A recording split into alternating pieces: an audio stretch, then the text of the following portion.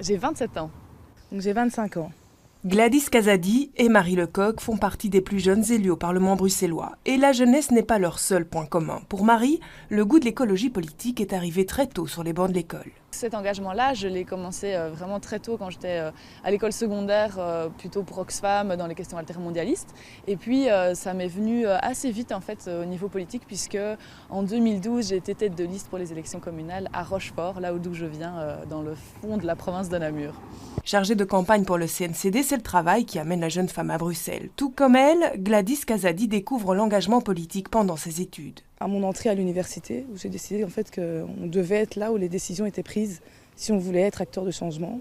Et donc c'est de là que ça a commencé, où je me suis investie de manière très active au sein de la mouvance étudiante liée aux jeunes CDH qui se trouvaient dans les différents campus. Gladys est elle aussi entrée en politique par la voie locale. Élue conseillère communale à Berchem-Saint-Agathe lors des dernières élections, la Berchemoise a décidé de cumuler les fonctions. Autre point commun entre les deux jeunes députés, le travail ne leur fait pas peur. Il y a la question aussi de l'entrepreneuriat que j'aimerais pouvoir toucher, la question de l'enseignement également, de l'éducation, de la jeunesse et de l'aide aux personnes. Toutes les questions qui sont liées à la migration, on a en tête la situation qu'il y avait au parc Maximilien et puis qu'il y a eu à la gare du Nord. Il y a vraiment des compétences de la région qui peuvent être mobilisées pour ça. Et leur jeunesse, c'est selon elle un véritable atout. C'est vraiment intéressant de ce que ça dit comme démocratie nouvelle aussi, comment des jeunes peuvent maintenant commencer à se représenter dans ces fonctions-là. Ce n'était pas le cas il y a quelques années. Je pense que c'est le message de l'électeur, qui veut du changement, il veut une nouvelle génération aussi qui arrive.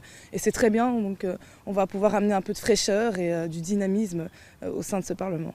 Et toutes les deux seront également attentives à la question des femmes. Elles ont hâte de prêter serment.